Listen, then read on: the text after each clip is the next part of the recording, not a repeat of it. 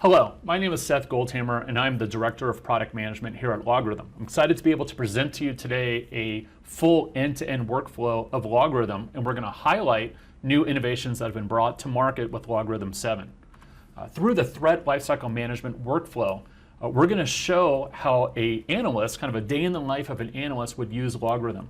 An analyst has different entry points to how they might use LogRhythm, and we're going to show three: how they could use the dashboard to start off this workflow, or searching with maybe a daily hunting or searching exercise that an analyst might perform, or through the review of our alarms.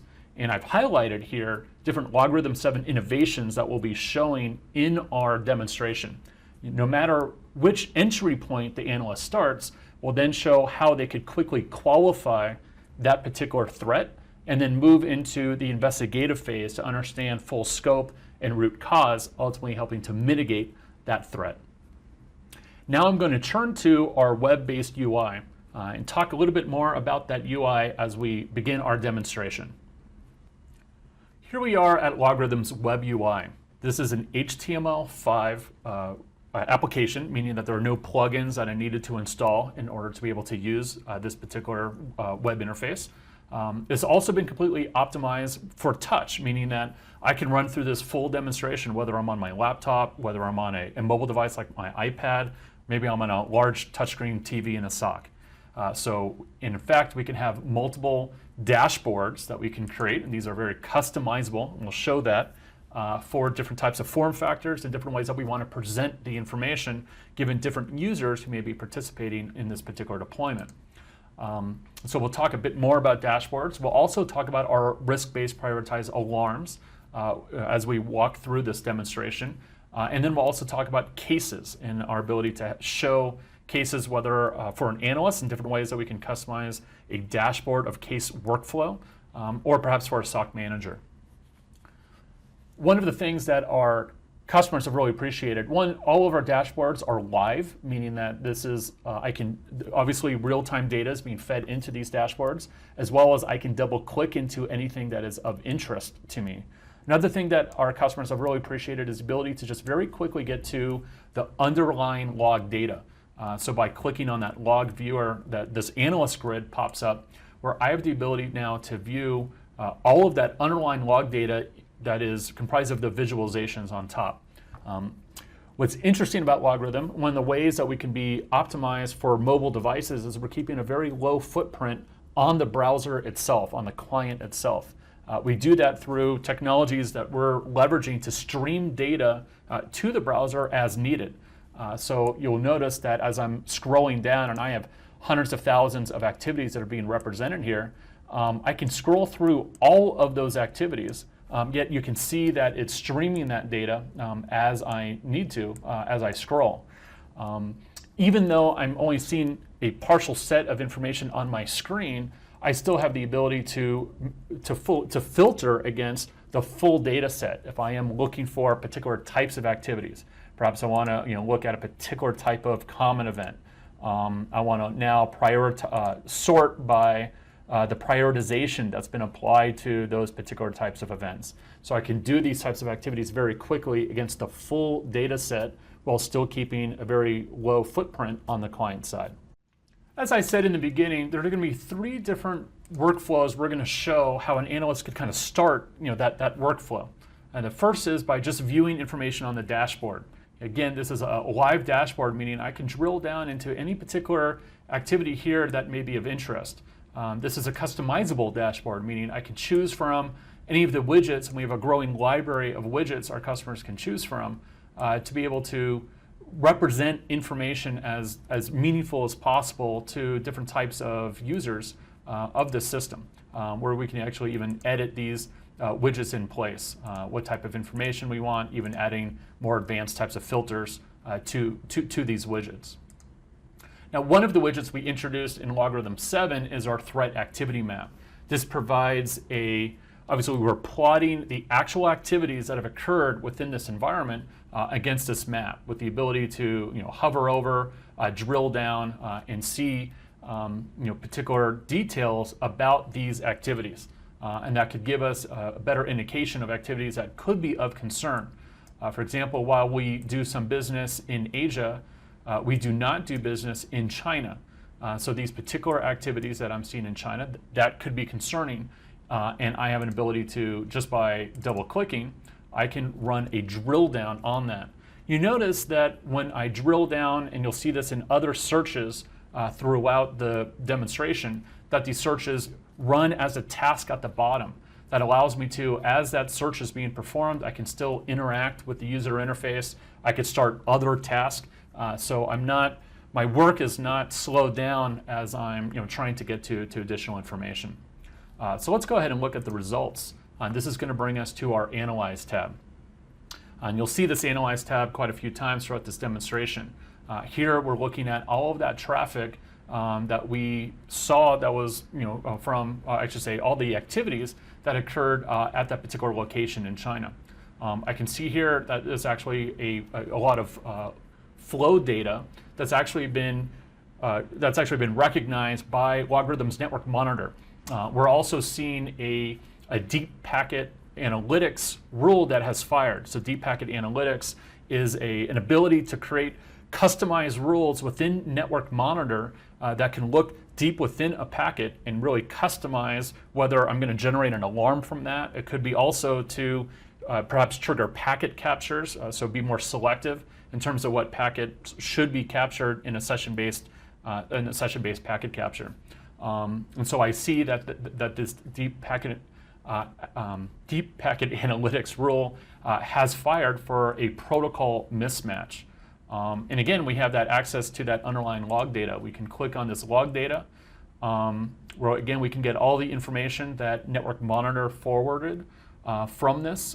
So we can see here that we have IRC traffic into China. That would be very concerning. I can also immediately get to the packet capture, and I can actually download that packet capture from the system. That packet capture is actually being hosted in the network monitor solution.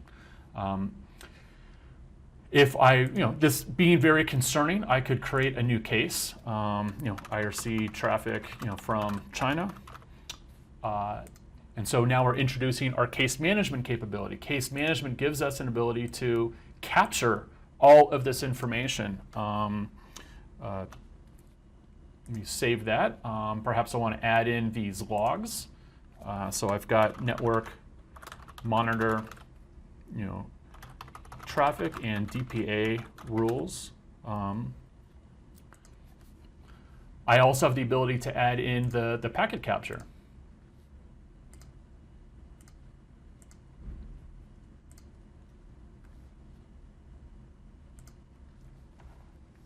This gives me an ability as an analyst to have a single place where I now have all of this information.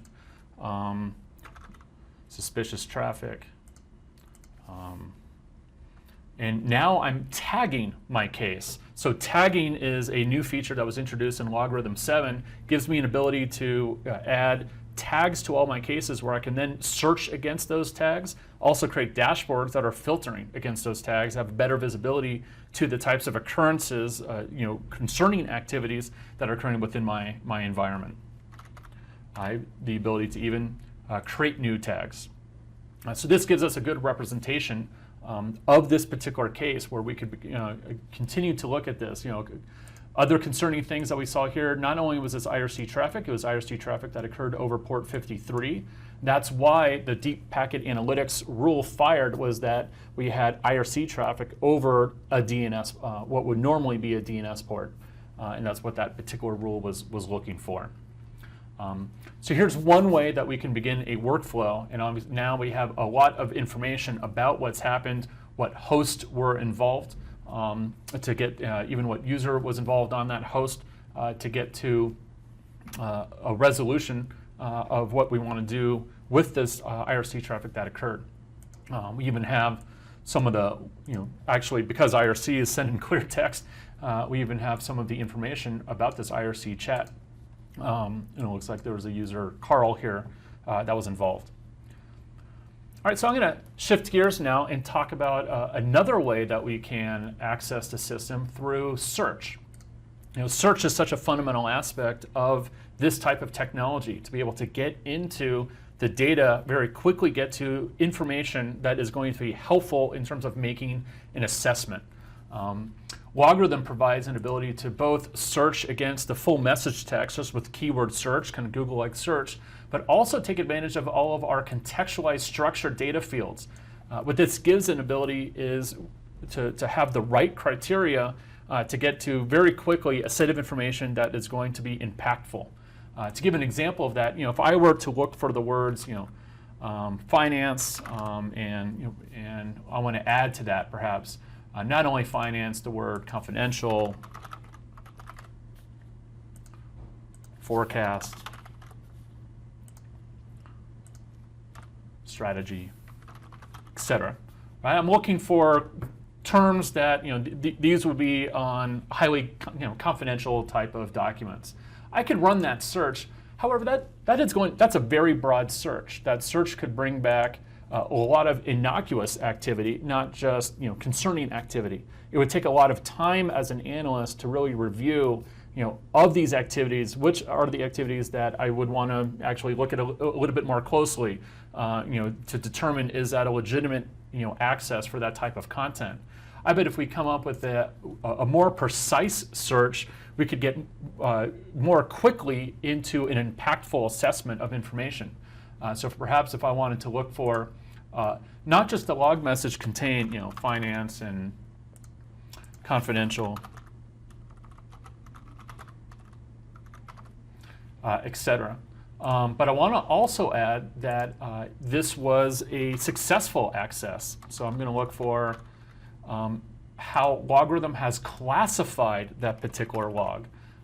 LogRhythm has over 750 has support for over 750 different devices, applications, and systems, where our LogRhythm Labs team has built pre-created processing rules to help derive more meaningful information and contextualized structured data from those log messages. That gives me the ability to now utilize both the unstructured search against log data as well as the use of our structured data, where I can now have a much more precise search. I'm now looking for users on a watch list. That watch list is being populated automatically through AI engine rules, as well as manually. We can add users to this watch list, so they've done something suspicious already, and they successfully have touched an object that now has these keywords, finance, confidential, etc. This provides a much more meaningful search, where now we're getting to a much more impactful set of information that allows me to now understand of those users who've accessed financial, confidential strategy records. These are users that I am concerned about. So I can see here I do have from our file integrity monitoring. This is our endpoint monitoring solution. We have seen users on the financial server who actually were in our watch list. So this would be, and I can see here the user is Stephen Jacobs. So now we very quickly were able to get to a concerning set of information. And again, I can create a case that can capture this. So watch list user accessing finance.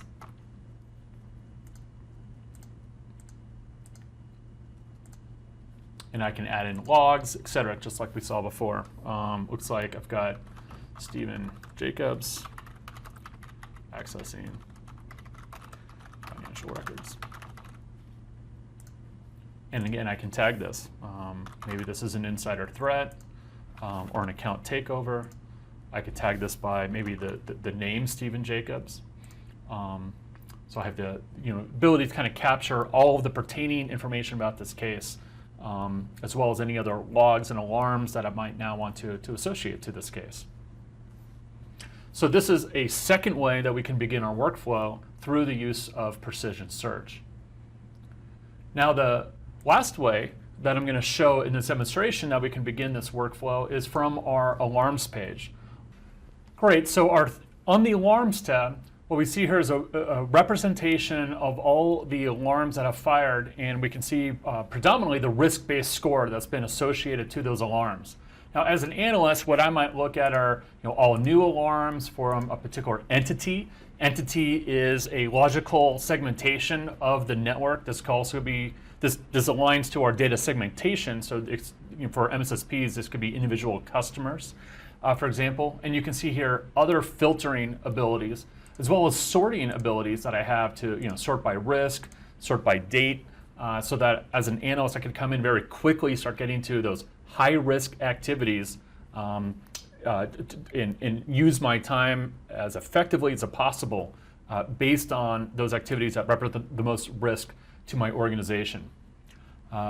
When I click on an alarm, you'll see in the Inspector tab I have more information that can be used to help me understand more about why this alarm fired.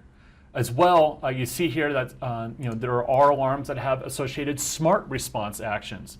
So smart response is an ability to tee up actions aligned to that type of activity that's been observed, that was captured in that alarm. So here in the Inspector tab, if I collapse the data, I can look at just the smart response actions. In multiple smart response actions, which is new in LogRhythm 7, gives me the ability to have multiple actions teed up or automated, automatically trigger as a result of this particular alarm. For example, in this case, when we had an abnormal files were accessed, we might immediately add this user to a watch list. So that was an action, didn't require approvers, and could immediately fire. We have other activities here, such as we want to disable that account because we're concerned about that abnormal file access. Perhaps this is an activity we do want a security analyst to review before they approve that action. And we can even have, perhaps we want to just quarantine the device, take it off of the network by disabling its network interfaces. Perhaps this is something that not only security, but a network administrator needs to be involved with that approval process. So we can have multiple types of actions all teed up, ready to go or automatically firing as a result of this particular activity that's been observed through our smart response capability. Now I'm going to look at this particular alarm, which is the corroborated alarm. It's corroborated. What that means is it's actually seen multiple activities that have all been triggered either from the same user, from the same host, from the same kind of data, sensitive data. In this case, it's a corroborated account anomaly. So it's seen multiple anomalies, 3 or more unique behavioral anomalies from the same user. And this happens to be Stephen Jacobs, who we're already familiar with. In fact, our precision search, we've already seen this abnormal files that were accessed, that was captured in an alarm. We can also see here that DPA protocol mismatch. That was that alarm, that was that activity that we saw from the drill down off of the dashboard from that threat activity map, where we saw that action from China. So that's also represented here with a risk score here in our alarms page. From the alarms page, not only do you have the ability to see information, I can then drill down to the underlying logs. Also have the ability to associate these logs into cases.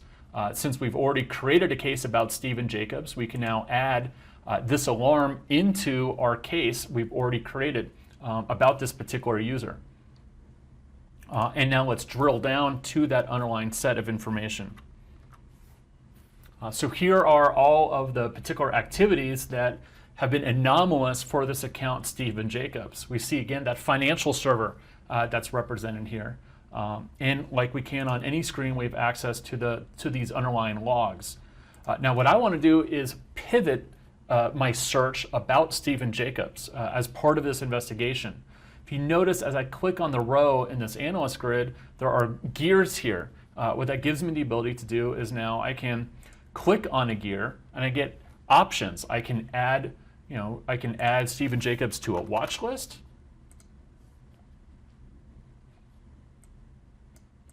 Or to other lists as well. And I could add Stephen Jacobs to a search. So I want to look for Stephen Jacobs, whether he was the logged in user or the account. And I'm not going to search now. I'm going to create a broader search with that particular criteria. I'm also going to add the financial server, whether that was the origination or the impacted host. I'm going to add that to my search.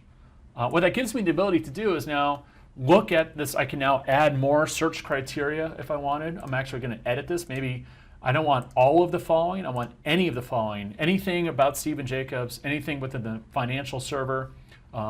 My activities here, these were not, these have just been really just within the last few minutes. So I can actually reduce my search criteria, within hours or, maybe just even, within the last 15 minutes. So I now have, again, a precise search to now go for and look for everything Stephen Jacobs, everything about this financial server aligned to the investigation that I'm performing. And it can pull up those results now very quickly. Now what can I see here? First I want to sort this. I actually want to see kind of time. I'm going to start in the last 15 minutes, 12:03 to 12:11. What I can see here, well, this is interesting. What we're seeing is it looks like Carl Wilson actually granted access to Stephen Jacobs, and then Stephen Jacobs access to financial servers, and then we can see Carl Wilson deleted Stephen Jacobs. So this looks like a temporary account that was created. And then we also see access to web access, and we can see here that this web access was to Dropbox.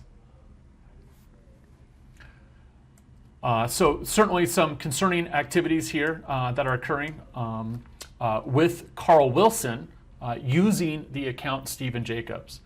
And again, with our case here, we can add all of these logs. Carl Wilson creating the account. So we've now got to a root cause of this particular system. And in fact, if I remember I could go back to the case for our about China. That China traffic also mentioned Carl. So I think we have a couple activities here that are now associated together. And in fact, we can, that IRC traffic, we can pull that in as an associated case to Stephen Jacobs. By associating these cases together, I now have the ability to really get to the superset of information. And I'm going to go to the case itself. I can add collaborators to this case, perhaps escalating it to the tier 2 team. I can even assign different owners as I escalate this. Perhaps I want to review back that information that I've pulled in, perhaps pin certain evidence as being more interesting. Carl Wilson creating the account, that is definitely kind of a pivotal set of information about this case, so I can pin that to the top. And then I can get back to that IRC traffic from China, again, to review that information, such as the PCAPs or the logs themselves, to evaluate, was that Carl that they were referencing in that message that we saw. So I hope you've seen throughout, whether we've started on the dashboard, we started through precision search, or we started from an alarm, a full workflow where we were able to very quickly get to the evidence and collect that evidence into a case where we could coordinate that case with other analysts, where we could use smart response to automate actions that would help us to more quickly get to information or mitigation countermeasures that we want to take. And that allows us a more organized and expedient fashion to detect and resolve the concerning activities and the most concerning activities, given the ability to see the overall risk of those activities to the organization. On this case dashboard, we're able to, and again, this is customizable, where we can then view the case workflows or even see live information as it's being added into a case to keep us well informed as to the latest status of particular sets of concerns or trends of the types of activities that we're seeing within the environment. I hope that this has been an informative session to learn much more about LogRhythm and see some of the new innovations and how those could be used as part of this workflow that came in with LogRhythm 7. I want to thank you again for your time.